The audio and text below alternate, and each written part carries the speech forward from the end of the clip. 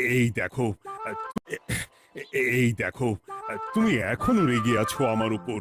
আমার রাগতে বয়ে গেছে আপনার ওপর। তুমি কিছুতেই বুঝছো না, খরচ বাড়ছে। আয় না বাড়লে চলবে কি করে রাজ্য? বিদেশে আমাকে যেতেই হবে। সব বুঝেছি, সব বুঝেছি। আপনার আমাকে অসহ্য লাগছে, তাই আপনি বিদেশে যাচ্ছেন, তাই তো? তুমি আমায় ভুল বুঝছো।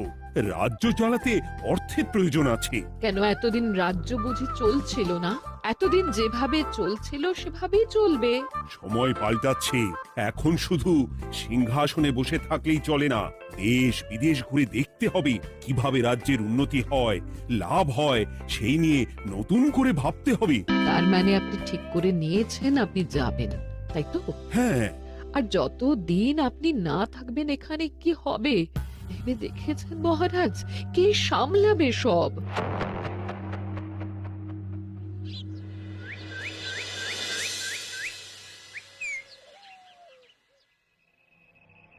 চিঠি?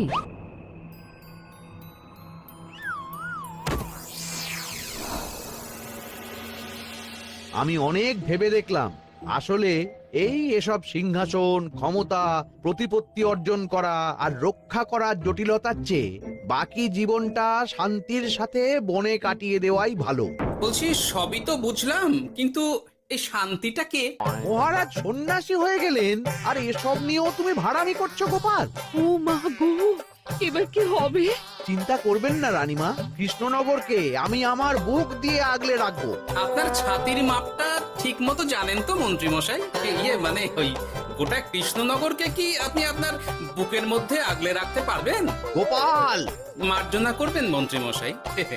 আমি বলছিলাম কি, ওই সব আগলে টাগলে রাখার আগে ওই ভালো করে খুঁজে দেখুন সব। মানে কি বলতে চাইছো কি তুমি? মহারাজকে খুঁজে বার করুন মন্ত্রী মশাই, লোক পাঠান। তিনি হয়তো এখনো বেশি দূর যেতে পারেননি। এটা কিন্তু ঠিক বলেছে গোপাল। তাকে একবার যদি খুঁজে পাই আমরা। আপনি চিন্তা করবেন না রানীমা, আমি এক্ষুনি লোক পাঠাচ্ছি। আর গোপাল, রানীমাকে বিশ্রাম নিতে দাও। যাও এখন, যত সব।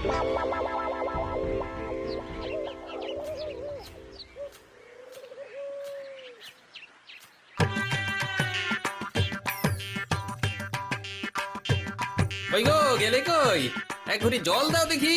ওই জলই খেতে হবে, শুধু জল। ঘরে এক দানাও চাল নেই। এই বাজারে না গেলে আজ হরি মটর। রাজ্যে রাজা নেই আর তুমি ঘরে চাল নেই বলে চিল্লামিল্লি করছো। চত্ব সব। ও মা গো, মহারাজ রাজ্যে নেই তো গেলেন কই? হ্যাঁ, বনবাসে। সে কি গো, এবার কি হবে তাহলে? কপালে যা লেখা আছে তাই হবে, আর কি। এই তোমার চাকরিখানা থাকবে তো? হ্যাঁ, না থাকলে বাটি হাতে বেরোবো, চিন্তা কি?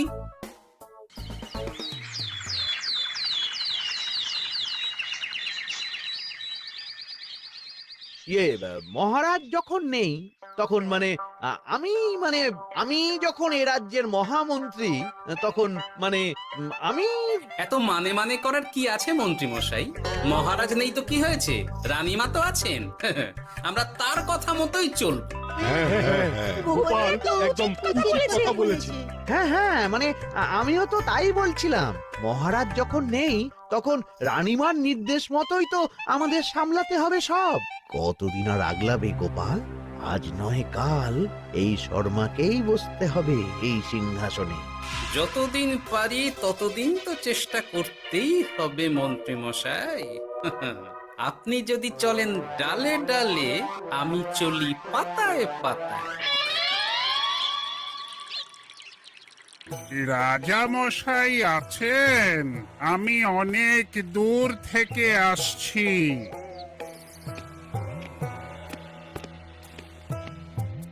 মন্ত্রী মশাই, একজন সাধু এসেছেন। রাজামশাই বাবা, রাজবাড়িতে তার পায়ের ধুলো দেয়, বলা তো যায় না। যদি মহারাজের হদিস তিনি দিতে পারেন। ঠিক ঠিক, একদম ঠিক বলছেন পণ্ডিত মশাই। বেশ বেশ, ডেকে আনো তাকে, দেখি সে কি বলে। মহারাজ, আমার প্রণাম নেবেন। উনি মহারাজ নয়, উনি মন্ত্রী। আসুন সাধু বাবা, আসুন, আসন গ্রহণ করুন।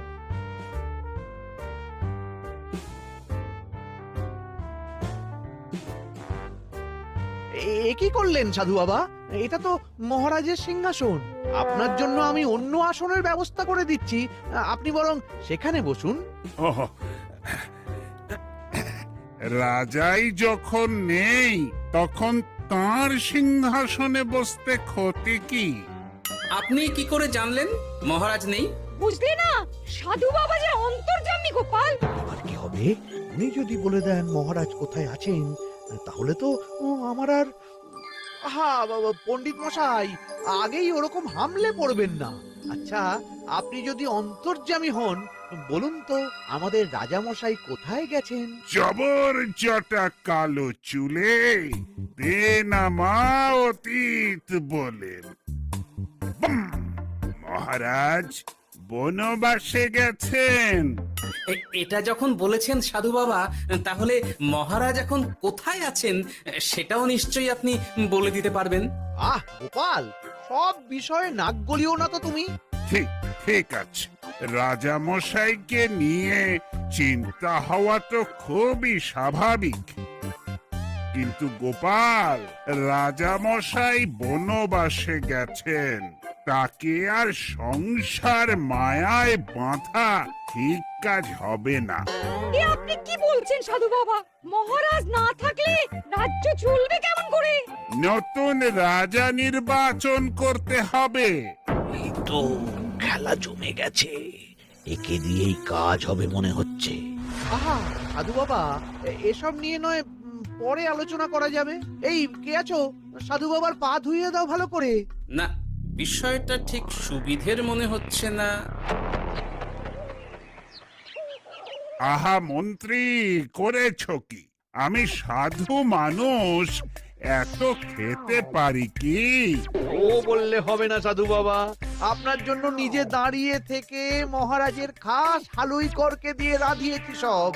দেখুন না একটু, অমৃত অমৃত। বেশ বেশ, এত করে বলছো যখন, বাহ বাহ, চমৎকার চমৎকার। আমি জানি তো যে এমন খাবার আপনি আগে কখনো খাননি। তা বটে বটে, ভেবেছিলাম কটা দিন বিশ্রাম নিয়ে চলে যাব।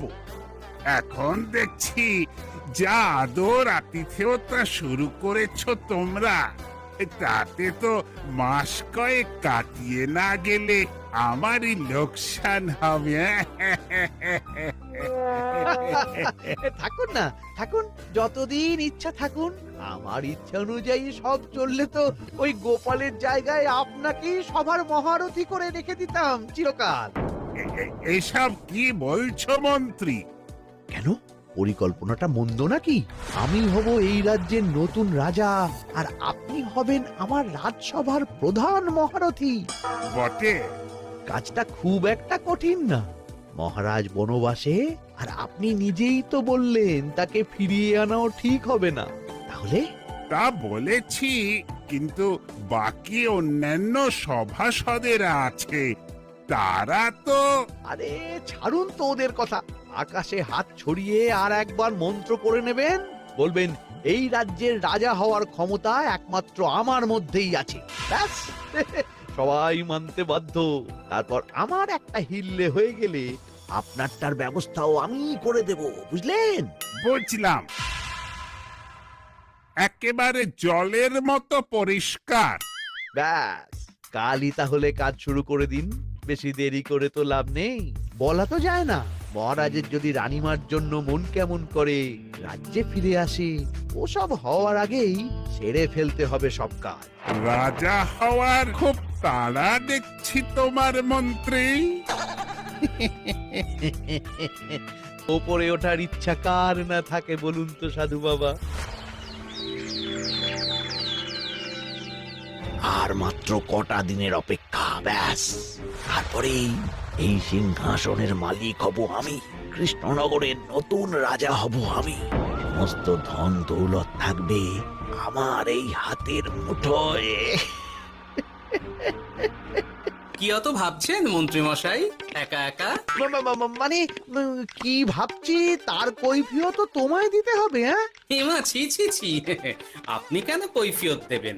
আপনার মুখ দেখলেই তো বোঝা যাচ্ছে যে আপনি কি ভাবছেন। তাই বুঝি? তা বলো দেখি কি ভাবছি আমি। আপনি ভাবছেন ওই কৃষ্ণনগরের সিংহাসনের কথা। শুনে ফেললো নাকি সব? আপনি ভাবছেন আমাদের মহারাজের কথা, তাকে কিভাবে ফিরিয়ে আনা যায় সেই কথা, তাই না? মহারাজকে যে আর ফিরিয়ে আনা যাবে না,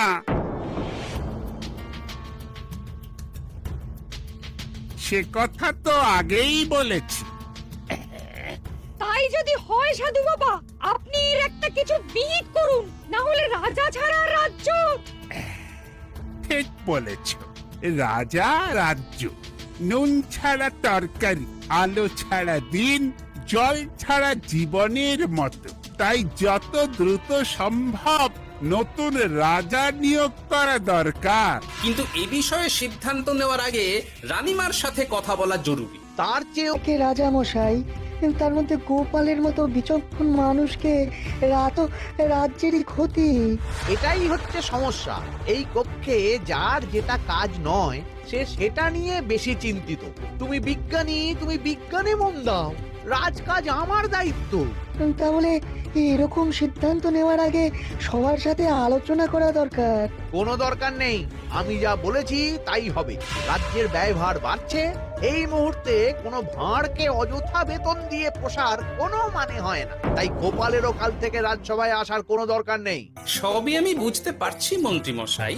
বেশ, আপনি যখন বলছেন, এই আমার শেষ দিন রাজসভায়, চলি সবাই, ভালো থাকবেন।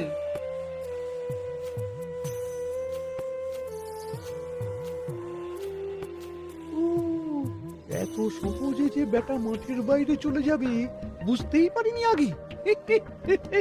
এবার আমার আর সিংহাসনের মাঝে নেই কোনো বাধা, নেই কোনো কাটা। তুমি চিন্তা করো না, আমি নিজে মন্ত্রীর সাথে কথা বলবো। না না রানীমা, সেসবের দরকার নেই। মহারাজ ছাড়া রাজবাড়ি শূন্য শূন্য লাগে, আমারও মন লাগছে না এখানে। বেশ, যা ভালো বোঝো তাই করো, তবে ডাকলে এসো কিন্তু। হ্যাঁ রানীমা, নিশ্চয়ই আসবো। এখন আমি চলি। যাক, এই কদিনে মাথাটা খেলানোর সময় পাওয়া যাবে একটু, না হলে কেমন যেন গুলিয়ে যাচ্ছে সব। কি যে বললো গোপাল দাদা, এই শেষ দুটো শাকের আটি নিয়েও দরদাম করবে তুমি? ওরে, আমি বেকার মানুষ, দরদাম না করে উপায় আছে আমার? শোনো শোনো শোনো, মহারাজ কৃষ্ণচন্দ্রের অবর্তমানে কৃষ্ণনগরে নতুন রাজা হিসেবে নির্বাচিত হবেন রাজ্যের মহামন্ত্রী। সেই শুভানুষ্ঠানে রাজবাড়িতে আমন্ত্রণ রইল। এসব কি হচ্ছে বলো তো গোপাল দাদা, ভিতরের খবর আছে নাকি কিছু? না গো ভাই, তুমিও যা জানো আমিও ততটুকুই জানি। ও গোপাল দাদা, ব্যাপার কি? এ সময় এখানে কি চাই?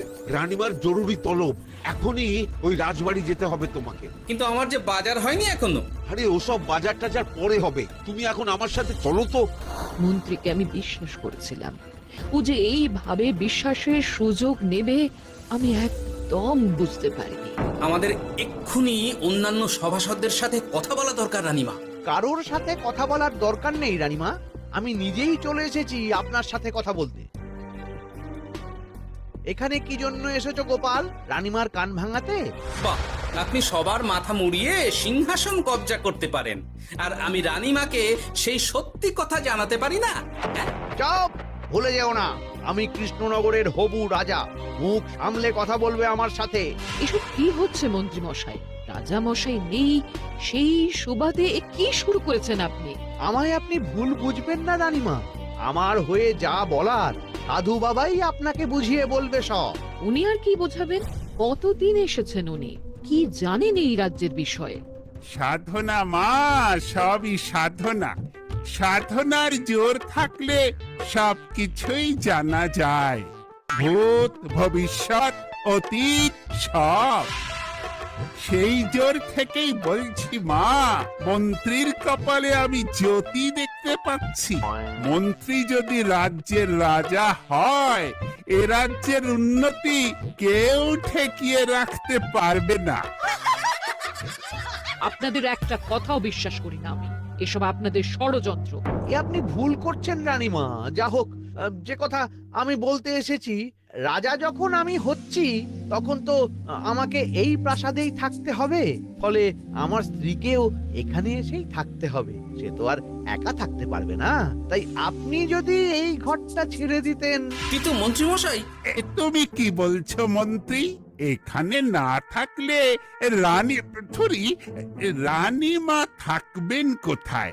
আর আমি তো এমন কোন বিধান দিইনি যে রানীমাকে অন্যত্র পাঠাতে হবে। সবকিছুর জন্য তো আপনার বিধান দরকার নেই সাধু বাবা, এ আমার নিজের বিধান। আমি রাজা হব, আমার স্ত্রী রানী হবে, তারও তো অধিকার আছে রানীর মতো থাকার, রানীর মহলে থাকার। আপনার ব্যবস্থা আমি অন্যত্র করে দেব রানীমা, আপনি কিচ্ছু ভাববেন না। হাজার হোক আপনি আমাদের প্রাক্তন মহারাজের স্ত্রী বলে কথা। কি বলো গোপাল? আমার মনটা আসলে অনেক অনেক বড়, তোমরা খালি দেখতে পাও না সেটা। কাজটা কি আপনি ঠিক করলেন মন্ত্রীমশাই? শোনো গোপাল, আমাকে ঠিক ভুল বোঝাতে এসো না তুমি, বরং কাল সময় মতো চলে এসো। কৃষ্ণনগরের নতুন রাজার রাজ্যাভিষেকের জন্য মহাভোজের আয়োজন হবে। যতদিন পাচ্ছ খেয়ে নাও পেট ভরে।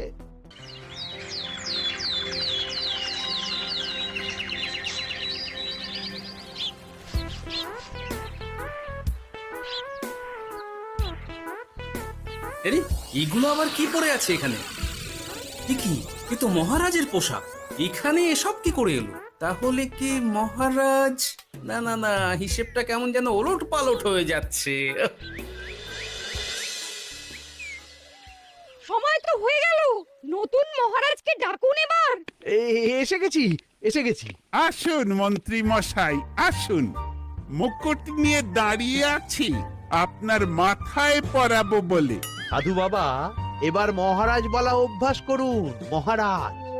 মহারাজের হদিশ পাওয়া গেছে মন্ত্রীমশাই, মহারাজের হদিশ পাওয়া গেছে। এই কি সর্বনাশের কথা! মহারাজের হদিশ পাওয়া গেছে মানে কোথায় মহারাজ? না না, মহারাজ না, মহারাজের পোশাক পরে আছে পুকুরের ধারে। আমার মনে হয় তিনি ওই পুকুরে ডুব দিয়ে নিরুদ্দেশ হয়ে গেছেন। ও তাই বলো?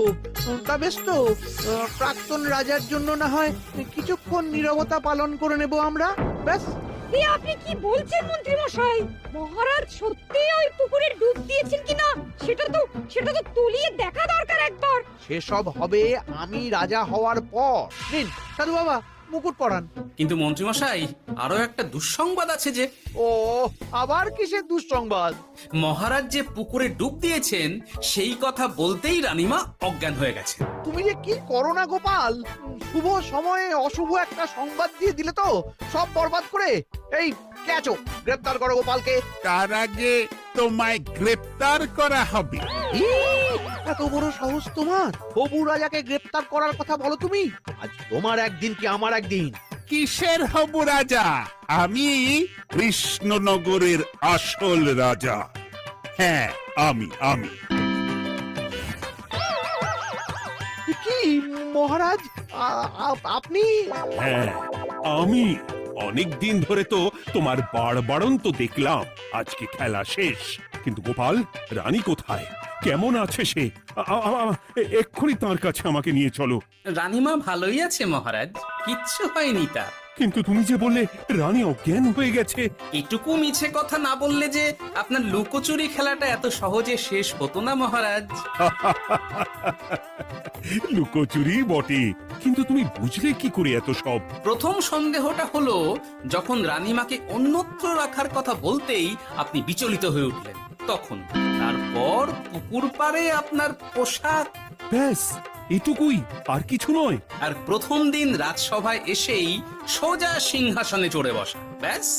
একে একে 2 আর 2 2 4 করে ফেললাম। তারপর মনে হলো রানীমার প্রতি টান ফিরিয়ে আনতে পারে আপনাকে আপনার আসল রূপে। তাই এই মিছে কথা। অধমের অপরাধ মার্জনা করবেন মহারাজ। গোপাল, তোমার তুলনা নেই। কিন্তু মহারাজ, আপনি কেন এই ছদ্মবেশ নিয়েছিলেন তার আসল উদ্দেশ্যটা কিন্তু এখনো আমার কাছে পরিষ্কার হয়নি পুরোটা। আসলে আমি পরীক্ষা করছিলাম, বুঝলে? কিসের পরীক্ষা মহারাজ? যে আমার অনুপস্থিতিতে কে এই রাজ্য চালাবে তার পরীক্ষা। এবং আমি ঠিক করেছি যে কদিন ব্যবসার কাজে আমি বাইরে থাকব ততদিন রানীর পরামর্শ মতো সমস্ত কিছু সামলাবে গোপাল। মহারাজ কৃষ্ণচন্দ্রের জয়। আর আমি মহারাজ? তুমি থাকবে পেয়াদা। এ কি শুধু জল আর ভাত? আগেই বলেছিলাম বেশি বেরো না, রাজা হবেন। এখন খাও খাও, জল ভাত খাও। চেষ্টায় তুমিও আমাকে ভুল বুঝলে গিন্নি।